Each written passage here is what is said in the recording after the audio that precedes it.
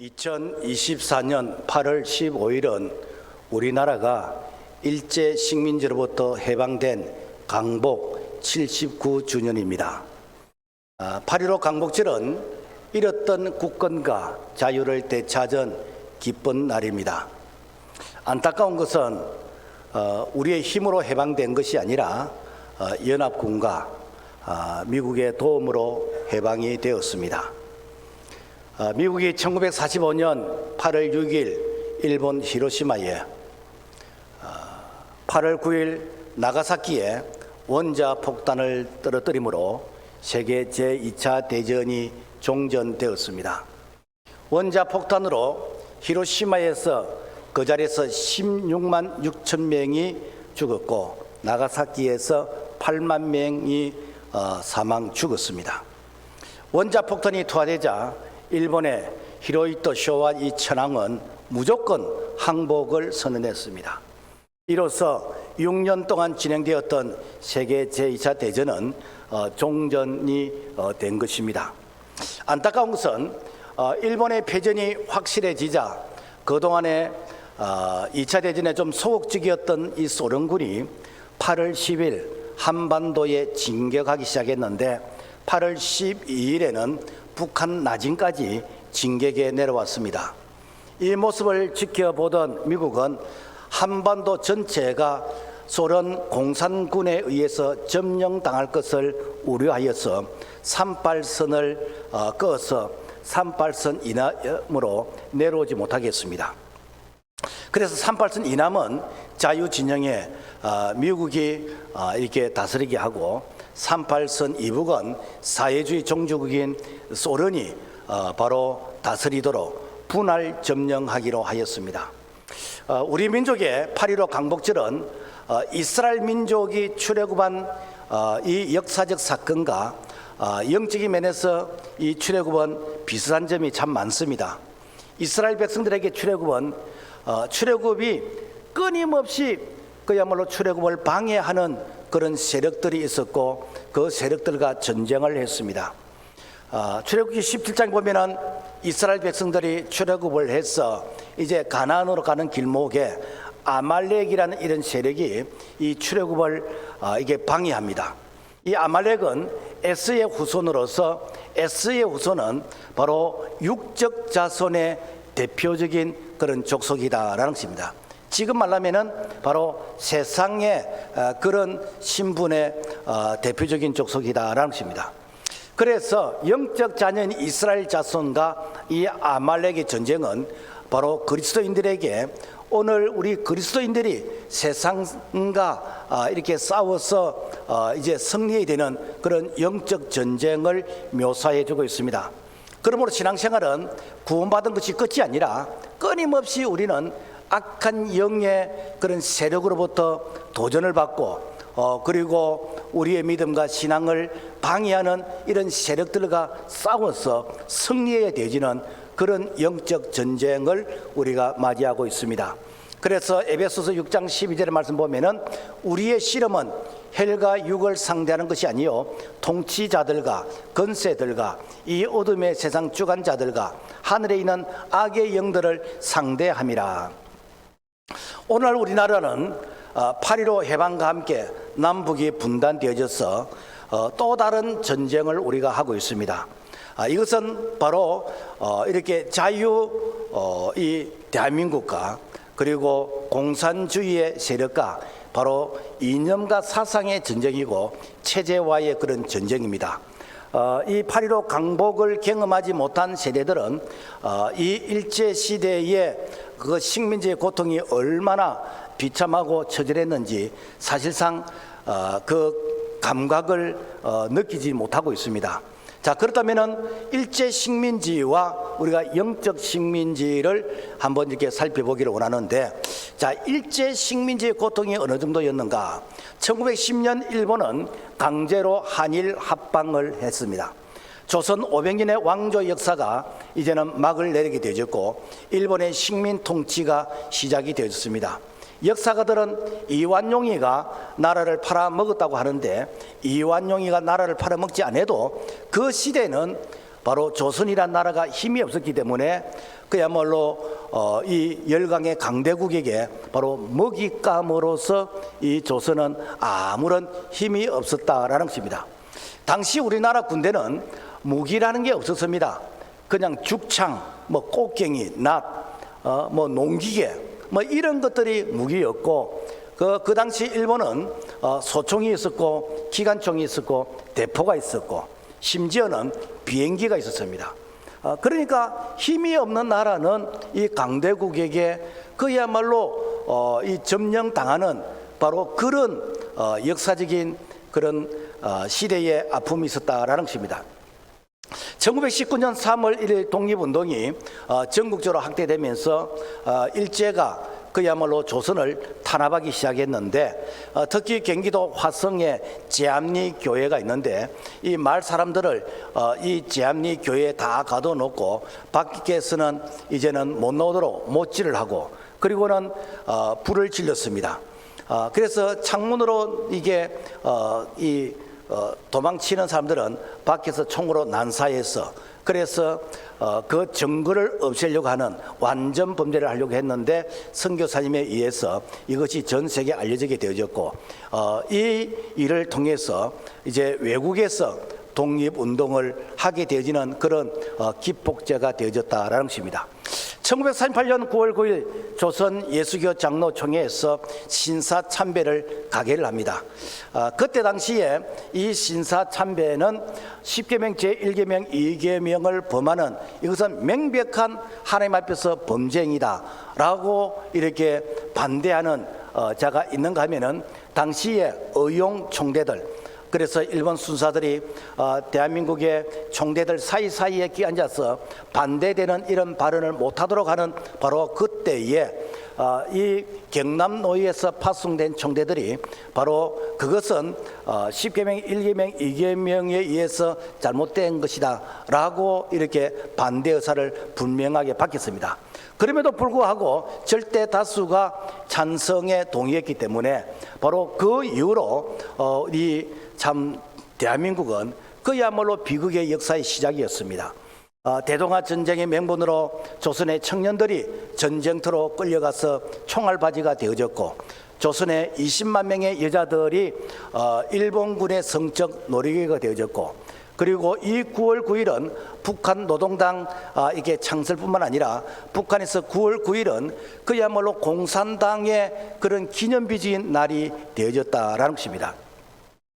만약에 해방이 이틀만 늦었다면 어떤 일이 일어났을까? 1945년 8월 17일 일본은 만주에 한국의 지도자들과 종교인들 20만 명을 학살할 계획을 세웠습니다. 그래서 방공호를 만들어 놓고 미군이 폭격하니까 방공호로 다 이렇게 피신하라 해놓고는 미군이 마치 폭격하는 것처럼 독가스를 이렇게 풀어서 그래서 20만 명을 죽일 그 계획을 세웠는데 이틀 전에 8.15 이 해방이 되어서 그야말로 우리 민족이 그야말로 지도자를 20만 명이 죽을 그런 위기에서 우리가 해방 건짐을 받았다라는 것입니다. 하나님께서는 이틀 전에 바로 미국의 B-29 이 폭격기가 일본 히로시마와 나가사키에 원자 폭탄을 투함으로 말미암아 그래서 조선인 20만 명을 죽이려고 했던 그 20만 명의 그 계획이 자기들이 20만 명이 죽게 되어지는 바로 이런 일이 일어났습니다.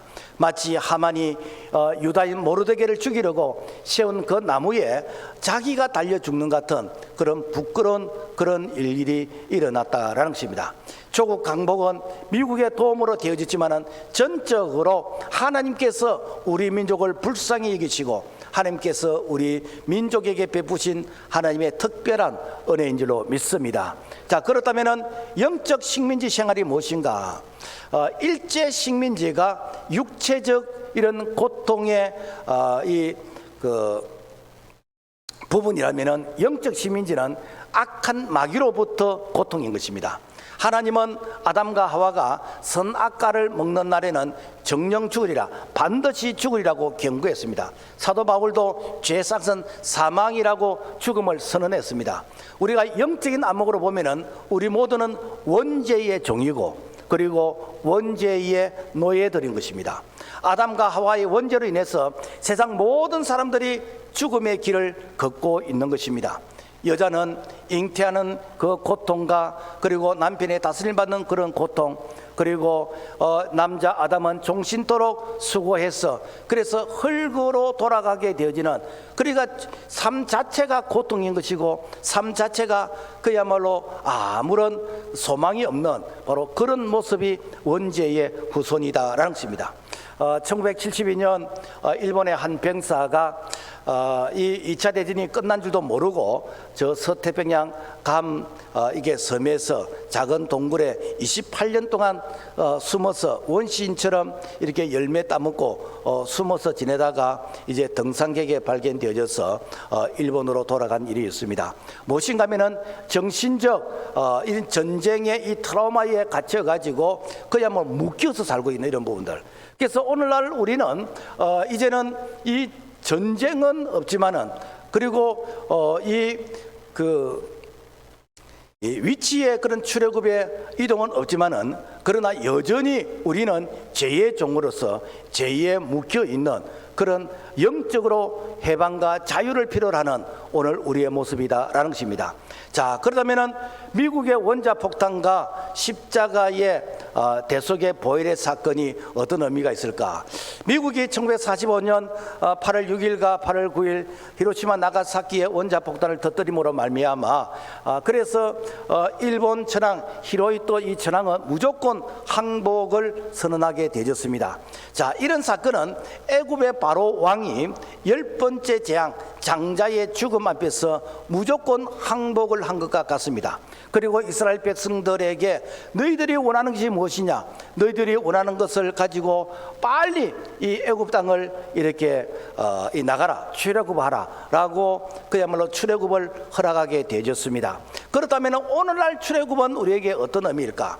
하나님은 범죄한 사람에게는 반드시 죄값을 요구합니다.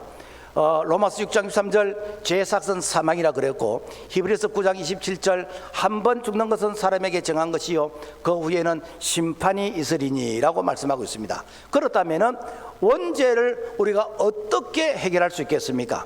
구약시대는 백성이 죄를 지으면 속죄의 제물로 양을 끌고 옵니다. 그러면 제사장은 그 양의 머리에 손을 얹고 이 사람의 죄를 양에게 전가시켜서 그래서 그 양을 희생의 제물로 죽입니다. 문제는 양을 수없이 죽여도 바로 죄가 없어지지 않더라라는 것입니다.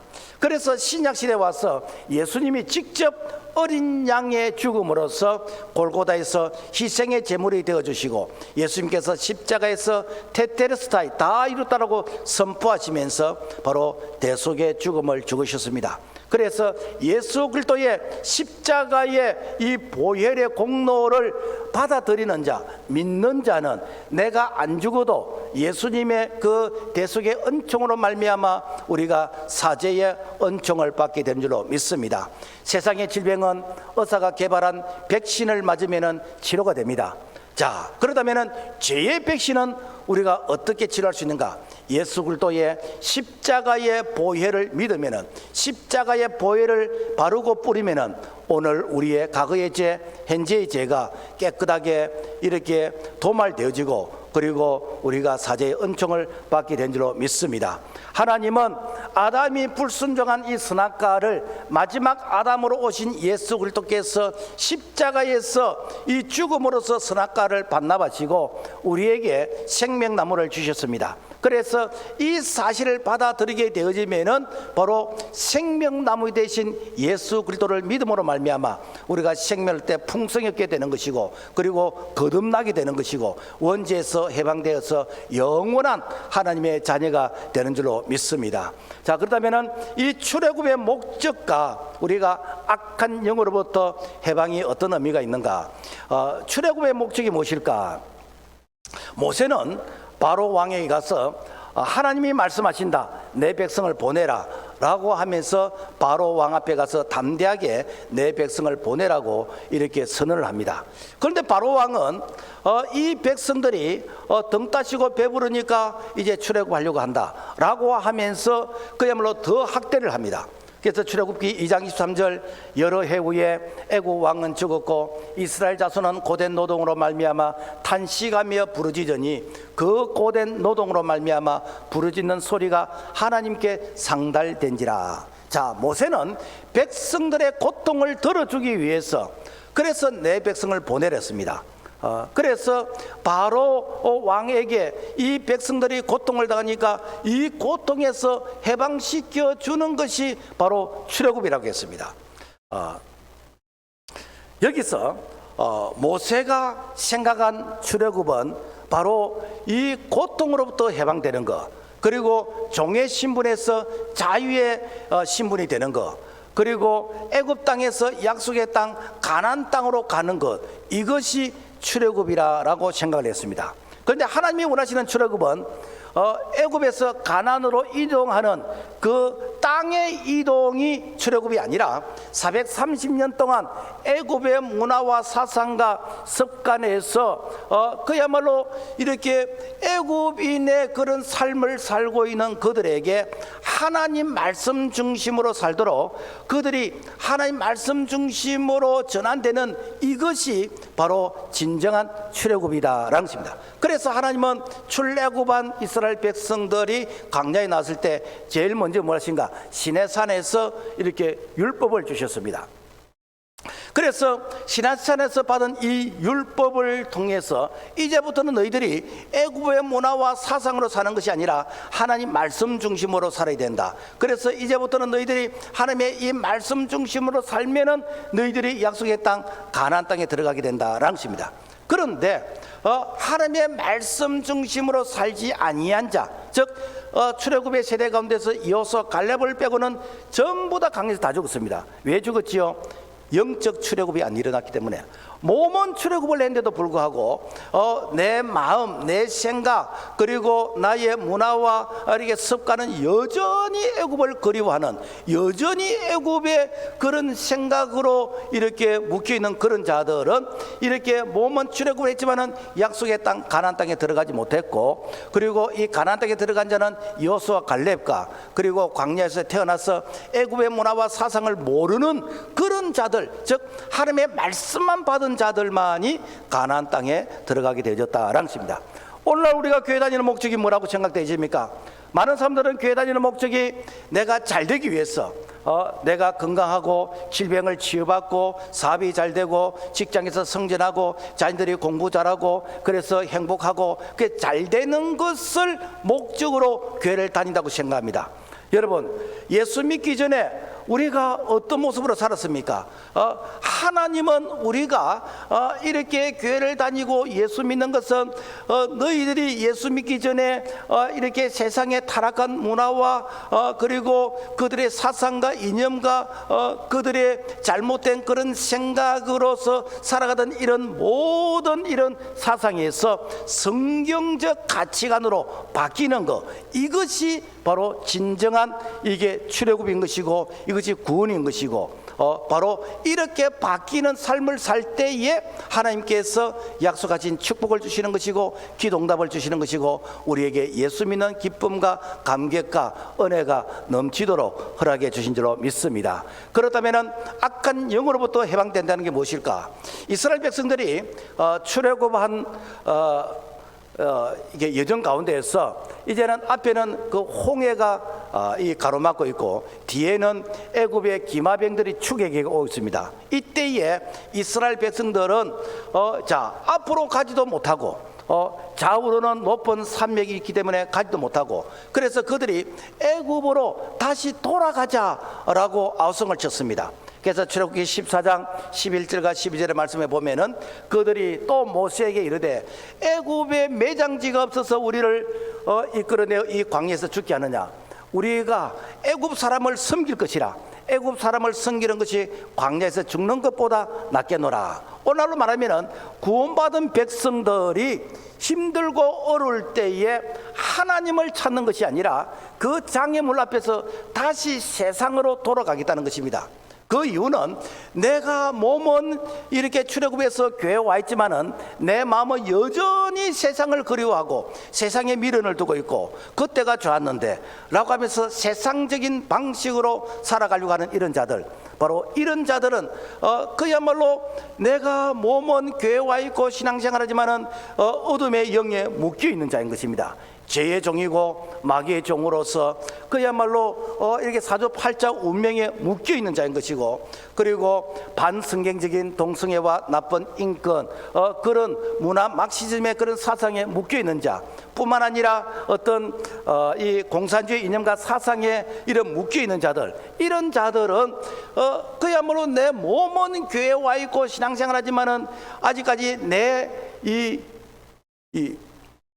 습관과 문화는 출애굽을 하지 않는 여전히 세상적인 그러한 이 참 부분들을 그리워하고 있는 그런 모습이다라는 것입니다. 그래서 요한복음 8장 34절 보면은 죄를 범하는 자마다 죄의 종이라고 했는데 진리를 알지니 진리가 너희를 자유케 하리라. 그렇다면은 우리가 이런 죄의 종으로서 묶여 있는 자들이 우리가 어떻게 자유함을 누릴 수 있겠습니까? 이것은 오직 하나님의 말씀, 이 말씀만이 우리 신앙의 절대가치 기준이기 때문에 이 말씀으로 무장하는 자들만이 바로 진정한 출애굽, 영적 해방과 자유를 얻게 된 줄로 믿습니다.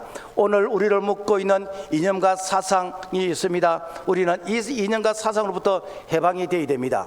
1945년 8월 15일 강복을 맞이했습니다. 온 국민이 거리로 뛰쳐나와서 그야말로 대한민국 만세를 외쳤습니다.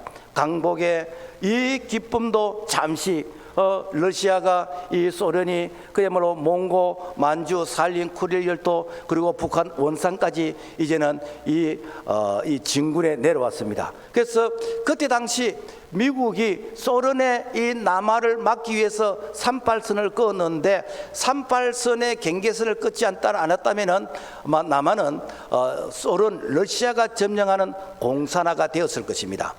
북한은 남북이 나눠진 이 상황 가운데서 무력으로서 이제 통일을 하기 위해서, 그래서 소련의 스탈린을 찾아가서 48회나 이 전쟁을 승인해달라라고 하면서 스탈린을 설득을 시키고, 그리고 이렇게 이 남북을 무력으로 통일해서 공산화를 할 테니까 이 스탈린에게 무기를 공급해달라고 했습니다. 당시 우리나라에는 전차가 한 대도 없었고 전투기 한 대도 없었고 그야말로 소총도 다 지급되지 못하는 그런 행편 가운데서 연습기만 한 10대 정도 비행기가 있는 아주 초라하고 열악한 이런 상황이었습니다. 그런데 북한은 소련제 T-34 이 탱크가 242대였고 전투기가 170여 대였고 그리고 많은 이렇게 군수물자를 지원받게 되었습니다.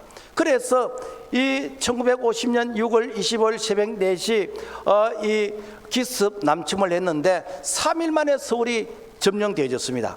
그게 무방비 상태요. 아무런 저항할 힘이 없었습니다. 한 달 만에 낙동강을 중심으로 해서 경남 일부만 남기고 대한민국 전체가 공산화가 되어서 그야말로 풍전등화와 같은 바람 앞에 등불 같은 그런 운명에 놓이게 되었습니다. 그래서 이 6.25 전쟁의 비하인드 스토리를 이렇게 들어보면은 당시의 유엔군들이 이 대한민국을 포기하자라는 그런 의견도 있었답니다. 왜? 작전을 수행할 수가 없어요. 이 부산 경남 일부만 낙동강을 중심으로 일부만 남아있고 그야말로 작전을 수행할 수 있는 그러한 교두보가 없는 것이요.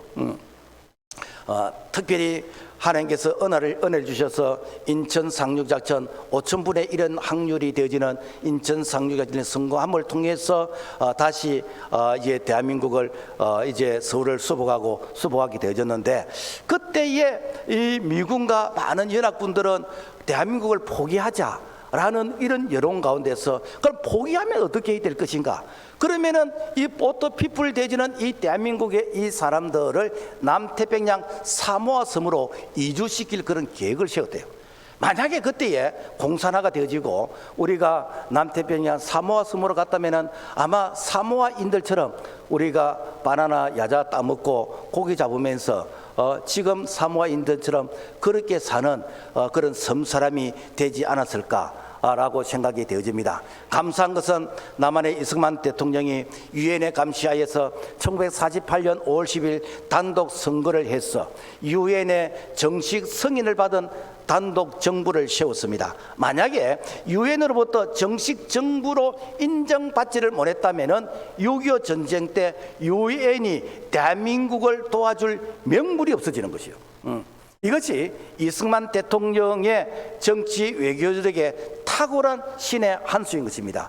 우리나라에서 이승만 대통령을 폐마하고 이승만 대통령을 이렇게 안 좋은 부분으로 자꾸만 이렇게 부각시키는데 미국과 이 외국에서는 이승만 대통령은 그야말로 이 정치와 외교의 신의 경지에 있는 이런 사람으로서 이렇게 인정을 하고 있고 6.25 때 이 미군이 이승만만 만나면 다 설득을 당해버리니까 왜? 이승만은 그야말로 하버드, 프린스턴, 예일 대학을 나온 그야말로 탁월한 수재였거든요. 그러니까 이승만만 만나면은 설득을 다 당하니까 그러니까 이승만 만나기를 두려워할 정도로 아주 대단한 자였다라는 것입니다.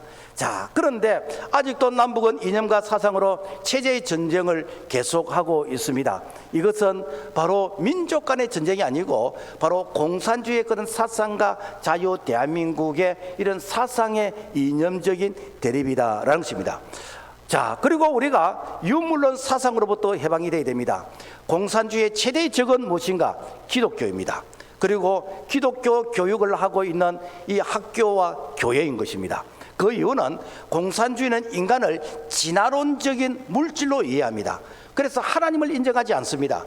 공산주의의 통치는 우리가 동물의 연장선상에서 오늘 우리에게 먹을 것, 입을 것, 본능적인 것이 충분하면 우리가 행복한 지상의 나군이라고 이렇게 가르치기 때문에 그래서 이 공동으로 생산하고 공동으로 나누게 되어지면 이렇게 빈부의 격차가 없어진다라고 생각하고 그다음에 혁명을 통해서 이 사회주의 국가를 만들려고 하고 있습니다. 무슨 것은 이 공산주의 배후에는 바로 인본주의라는 이런 사상, 그야말로 하나님이 없는 인간이 역사의 주인이라는 이런 사상을 가지고 있는데 이 사상이 바로 공중권세 잡은 이런 사상으로서 역사에 바로 개입을 하고 있다라는 것입니다. 자, 하지만은 기독교는 하나님이 우리 인간을 창조하셨고 우리 인간에게는 하나님의 영이 있는 것이고 그리고 우리는 영원한 천국을 사모하는 그런 종교성이 우리에게 있습니다.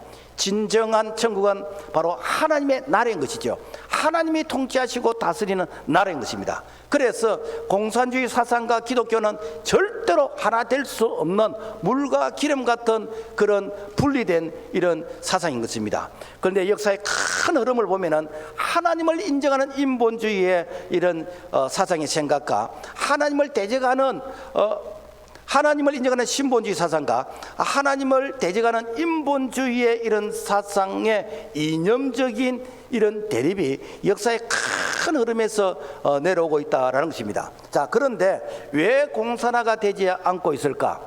이탈리아 공산당의 아버지라는 안토니오 그람시는 마르크스의 전통적 폭력적 혁명을 기동전이라고 했고 또 하나는 조용한 혁명을 강조하는 진지전이라고 했습니다. 그 안토니오 그람시는 폭력적인 방법, 그야말로 사람을 이렇게 죽이고 그 다음에 전쟁을 일으키고 그리고 많은 사람들에게 고통을 주는 이런 방법으로서는 성공할 수가 없다. 희생만 많을 뿐이지 성공할 수 없다. 그래서 조용한 혁명으로서 마치 가루 서말 속에 누룩이 들어가면은 이렇게 가루 서말 전체를 부풀게 만드는 것처럼 그래서 정치와 경제와 사회와 문화와 종교계에 그야말로 이런 이 공산주의의 이런 사상을 심어서 그래서 서서히 그야말로 인본주의를 만들어가는 이런 전략을 이렇게 주장했는데 그 전략이 지금 먹혀 들어가고 있다라는 것입니다. 그래서 오늘날 교회에 하나님의 절대 권위를 부정하는 그러면서 이제는 이 교회 권위가 무너지면서 그러면서 꼭 예수를 믿어야 구원받느냐 예수 말고 이래서 다른 종교에도 구원이 있다. 이것이 무엇인가? 이것이 바로 종교다원주의인 것이고 이것이 범신론 사상인 것이고 이것이 포스트 모더니즘의 사상인데 이것이 교회에 깊숙하게 들어와 있습니다. 지금 한국 교회는 이 그람시의 조용한 행맥론에 근거해서 교회가 급속도로 인본주의화되어 가고 있고 자경화되어 가고 있습니다. 이 교회가 하나님 중심이 아니라 정치 지도자가 하나님보다도 더 위에 있는, 말씀이 중심이 아니라 이념이 더 중심이 되지는, 이 로컬 철치 지역 교회가 중심이 아니라 그야말로 이렇게 사람들의 어떤 지역과 학연과 이런 이해관계가 중심이 되지는, 바로 이런 부분이 교회 속에 깊숙이 들어와져 있습니다. 여러분, 이 구원받은 하나님의 백성들이 하나님 중심, 말씀 중심, 그리고 주님 피로 갑죽사진 교회가 중심이 아니라면 그것은 교회가 아닙니다. 그것은 인본주의의 사상으로서 교회가 시민단체는 될 수가 있고, 이 교회가 그야말로 우리끼리 모이는 이해관계는 될 수 있지만 주님이 다스리시는 교회는 아닌 것입니다. 그래서 오늘 안타까운 것은 이 교회 안에 벌써 이런 사상이 들어와서, 제가 서울에 어떤 좀 중견교회 목사님들과 얘기를 해보니까 서울에는 목사님 같은 이런 말을 하면은 교인들이 나가버린대요. 목사님 같은 이런 말을 하면은 교회 속에 그런 사상을 가진 자들이 많이 있는데 그들이 나가기 때문에 절대로 말하면 안 된다. 이것은 교회가 아닙니다, 여러분. 교회는 예수 그리스도가 중심이 되어야 되지고, 교회는 주의 말씀이 중심이 되어야 되지, 사람의 비율을 맞추기 위해서 이 말하면 안 되고 저 말하면 안 되기 때문에, 그래서 누가 싫어하기 때문에 그 사람들의 비율을 맞추기 위해서 듣기 좋은 말만 하는 것은 교회가 아닙니다, 여러분. 교회가 교회되어지고 다시 교회가 복음으로 돌아갈 때만이 한국 교회가 힘이 있는 것이고, 한국 교회가 다시 사회를 변화시키는 교회가 될 줄로 믿습니다. 한국 교회 안에 문화 막시즘의 이런 사상이 들어왔습니다. 공산주의가 기독교를 파괴할 목적으로 가지고 온 것이 바로 문화 막시즘인데, 이 문화 막시즘은 바로 인간의 이 본성을 이렇게 자극시키는 거예요. 그 본성이 무엇이지요? 성욕입니다. 그리고 소유욕입니다.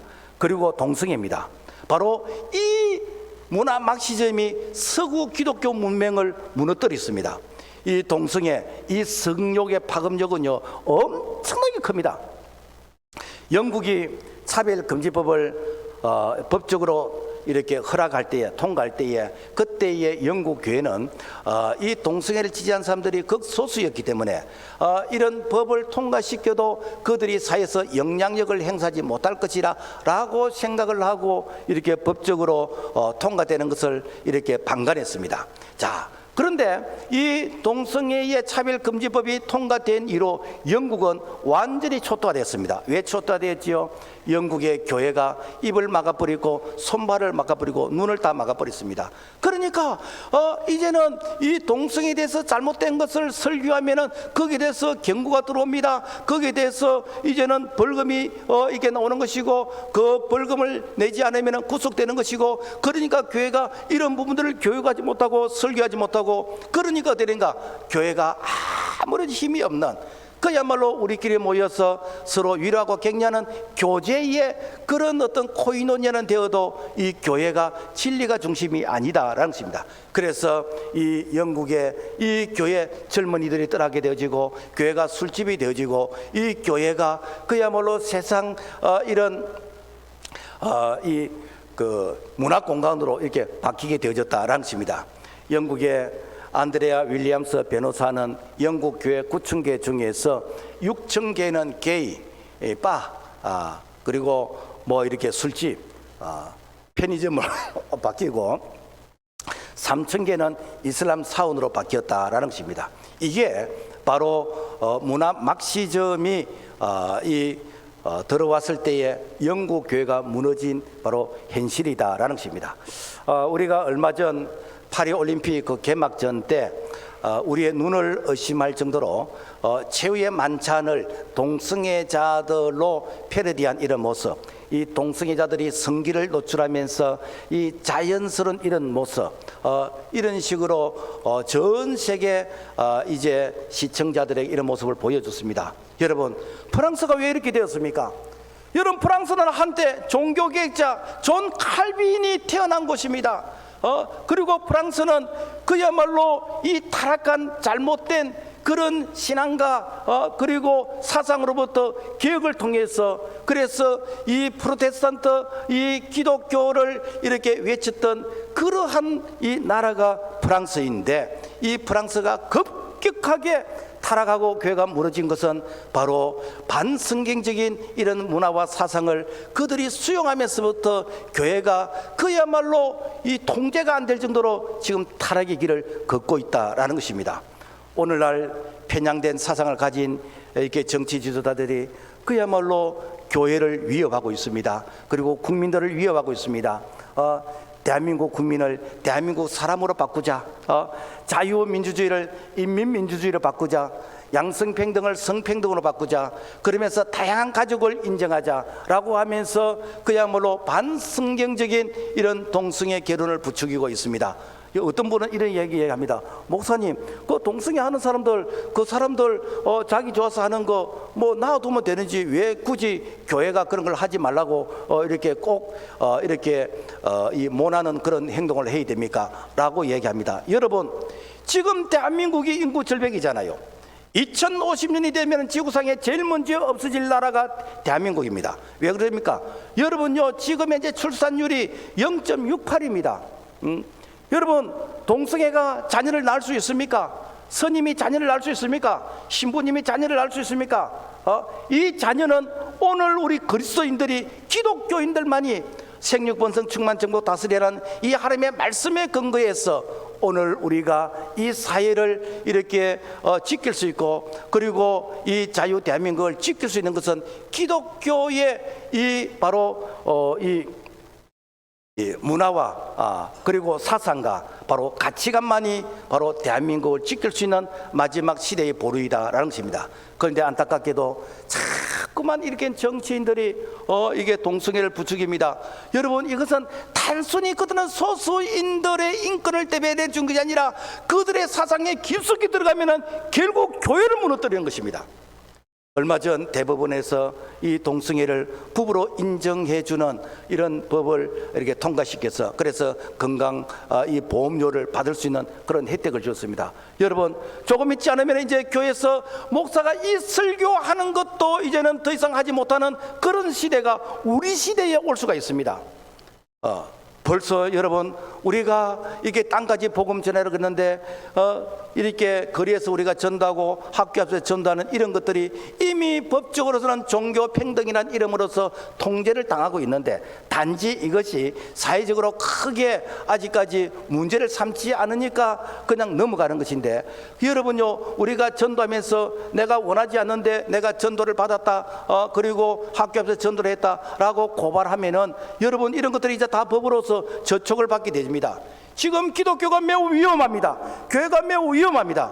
여러분, 진정한 출애굽은 악한 영으로부터, 이 악한 이게 이 문화와 이런 사상으로부터 우리가 해방이 일어날 때만이 진정한 출애굽이 되는 줄로 믿습니다. 그래서 우리는 이 진정한 출애굽, 영적 해방을 우리가 부르짖고 기도해야 됩니다. 출애굽기 2장 23절, 이스라엘 자손은 부르짖는 소리가 하나님께 상달된지라.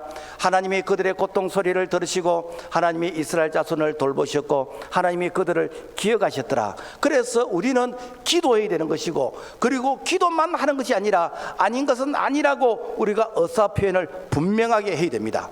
일제강점기 때 신앙의 선배들은 신사참배를 막아달라고 기도했습니다. 그런데 기도만 한 것이 아니라 그들이 총회 참석해서 아니오라고 외쳤습니다.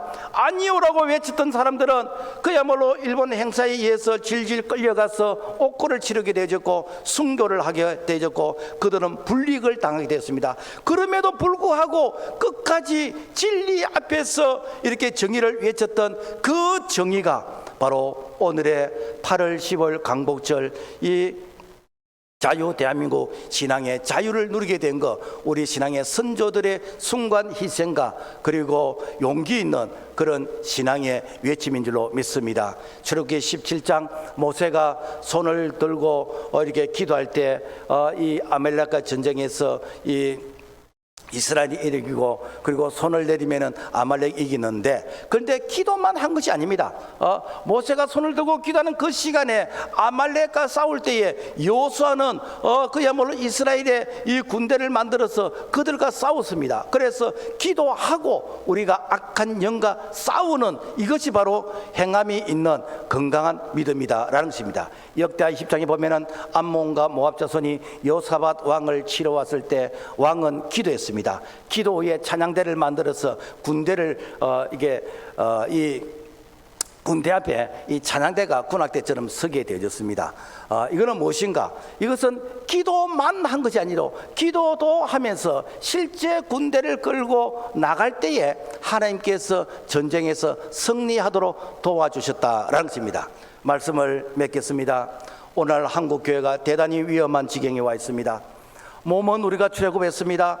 몸은 출애굽해서 우리가 교회에 와 있습니다. 몸은 출애굽해서 우리가 신앙생활을 하는데 우리가 인본주의 사상에 오염되어 있고 방성경적인 세상 문화에 우리가 눌려 있어서, 그래서 잘못된 것을 잘못했다 두고 말하면은 사람들로부터 이제는 왕따를 당하거나 불이익을 당하거나, 그리고 세상 사람들로부터 눈총을 받는 것이 두려워서 내가 이걸 보고 그야말로 내 자녀만 동성이 안 하면 되지, 우리 남편만 우리 아내만 보호를 받으면 되지 라는 이런 소극적인 생각을 가지고 있다면 멀지 않아서 여러분요, 한국 교회가 유럽의 그 교회를 이렇게 따라가게 되지는 그런 위험에 처해질 수가 있습니다. 그러므로 말미암아 진정한 해방은 예수 안에서, 진리 안에서 이 자유인 것입니다. 그래서 주님 오시는 그날까지 마지막 이 시대에 진리의 보루가 되어지고, 마지막 이 시대에 주님 오시는 그날까지 우리가 이 말씀으로 모장해서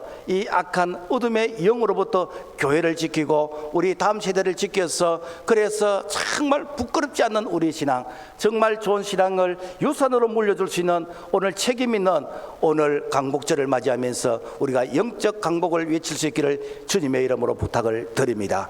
하나님 아버지 감사합니다. 우리가 이렇게 강복의 기쁨을 누리게 된 것, 정말 우리 선조들의 참 숭고한 희생이 있었지만은 이렇게 이 강대국의 도움에 의해서 우리가 해방이 되어졌습니다. 이제는 우리가 영적 이렇게 강복을 외쳐야 되겠는데, 하나님이 용기 있는 교회, 깨어 있는 교회, 참 이렇게 깨어있는 믿음의 사람들이 오늘 악한 영으로부터 해방과 자유를 외칠 수 있는 오늘 우리의 시대적 사명을 감당할 수 있도록 은총을 베풀어 주시옵소서. 믿고 감사를 드리며 예수님의 이름으로 기도합나이다. 아멘.